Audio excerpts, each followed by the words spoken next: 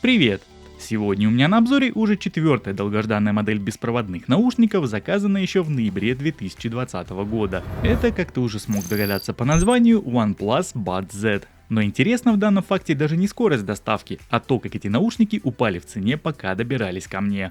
На момент покупки они обошлись мне почти в $50, тогда как сейчас их можно заказать на Алиэкспрессе за плюс-минус 38. И это еще без купонов и скидок, которыми можно срезать цену долларов так на 5. И разумеется, свою сегодняшнюю оценку этим наушникам я буду давать исходя из этой последней цены. Поставляется гарнитура в очень добротной коробке из плотного картона в фирменной красно-белой OnePlus-овской расцветке. Выглядит все очень презентабельно и можно смело брать эти наушники на подарок.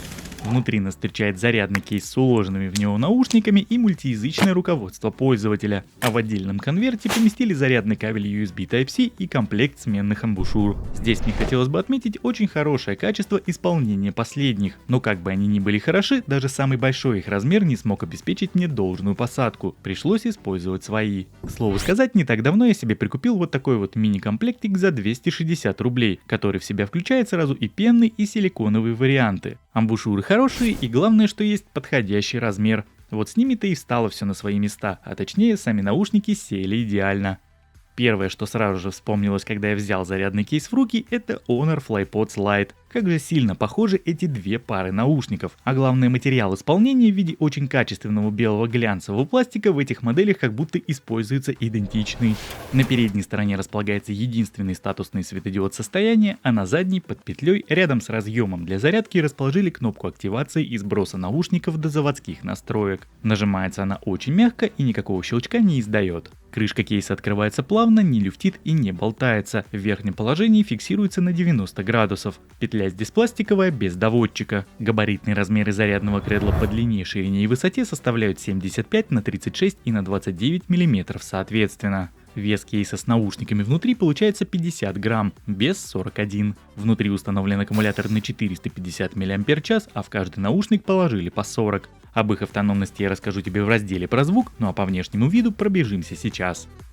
Итак, сами наушники по форме похожи на небольшие бочонки с прикрепленной к ним ножкой. На внешней стороне небольшим выступом выделена круглая сенсорная область для управления функциями мультимедиа диаметром в 1 см. И вот по этой части, признаться, наушники меня сильно расстроили. Дело все в том, что здесь поддерживается только один единственный жест в виде двойного тапа по сенсору. Конечно, немного нивелирует данный недостаток наличие перенастройки в фирменном приложении Hey Melody, но все же один жест это слишком мало, тем более при таком-то аэродроме для пальца. В любом случае, в своем экземпляре я назначил на правый плей-паузу, а на левый перемотку трека вперед. Помимо всего прочего, в каждый наушник установлен датчик автопаузы, который работает в обе стороны и делает это довольно корректно. Так что при желании, если это удобно, можно посадить на жесты только переключение треков.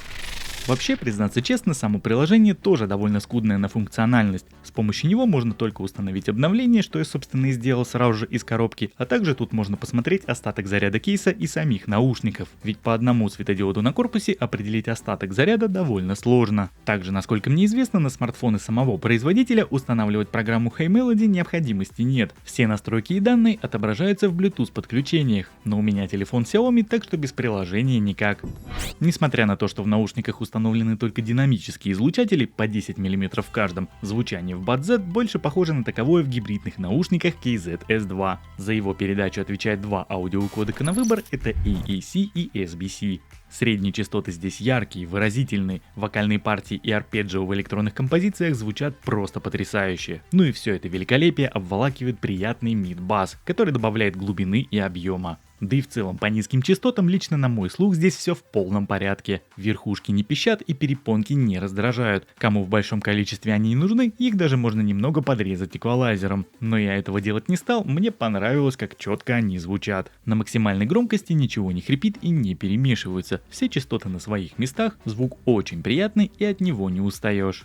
Помимо всего перечисленного, Buds Z имеет хороший запас по громкости, так что думаю, немногие будут слушать музыку в них на максималках. Но как обычно, свой тест автономности я провожу только на 100% громкости. И вот при таком сценарии я получил результат в 2 часа и 50 минут проигрывания музыки в стерео на одном заряде. Ну а почему именно в стерео, я тебе сейчас объясню. Дело все в том, что правый наушник из пары разрядился быстрее, в левом на тот момент оставалось еще 14%. В целом могу сказать, что автономность не лучшая сторона этих наушников, но справедливости ради хотелось бы отметить наличие в данной модели функции быстрой зарядки. 10 минут нахождения в кейсе обеспечит примерно около 1 часа проигрывания музыки на максимальной громкости. Ну а теперь я предлагаю тебе оценить качество работы встроенных микрофонов. Проверяем работу микрофонов в наушниках OnePlus Buds Z. Вот таким образом они звучат в закрытой машине. Сейчас я по традиции открываю окна, создаю максимум шума сквозняком, меня сюда задувает ветер со всех сторон. И вот так отрабатывают шумодавы. При таком вот сценарии использования, собственно, можешь услышать, хороши они здесь или нет. Ну и по традиции второй тест с печкой. В общем, сейчас выкручиваю ее на максимум. Она потихоньку будет сейчас набирать обороты, и будем слушать, как отрабатывают шумодавы при таком сценарии использования. Если, допустим, ты по вот этим вот наушникам захочешь поговорить в машине зимой, когда будешь обогреваться на полную. Отовсюду мне выдувает горячий воздух, в машине максимум шума сейчас. Ну и вот так это все работает, как-то так. Проверяем работу микрофонов в наушниках OnePlus Buds Z. В торговом центре сейчас нахожусь. Здесь, конечно, не так шумно, но музыка играет. Если слышно мой голос, то значит, в принципе, это хорошо, значит, хорошо отрабатывают шумодавы.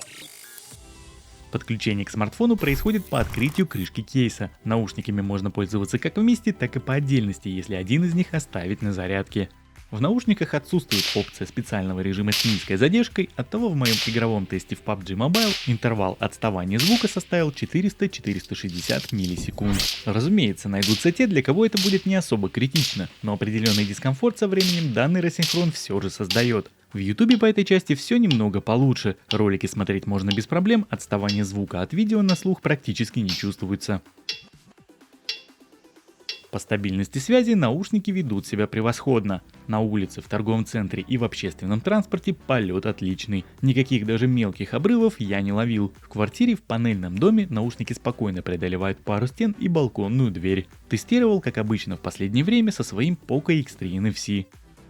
Ну и подводя некий итог, что могу сказать. Если оценивать данную модель в целом, по качеству сборки, микрофонам и особенно по звучанию, то нынешняя их стоимость скорее всего вполне оправдана. Разумеется, $50 для них это очень дорого, а вот 35 норм. Ведь на самом деле огорчает здесь по большей части только скуднейшее управление в виде одного единственного жеста, ну и небольшая автономность. Во всем остальном же мне наушники понравились. Ну а покупать их в конечном итоге или нет, решать только тебе. Я же со своей стороны постарался максимально подробно сегодня все про них рассказать.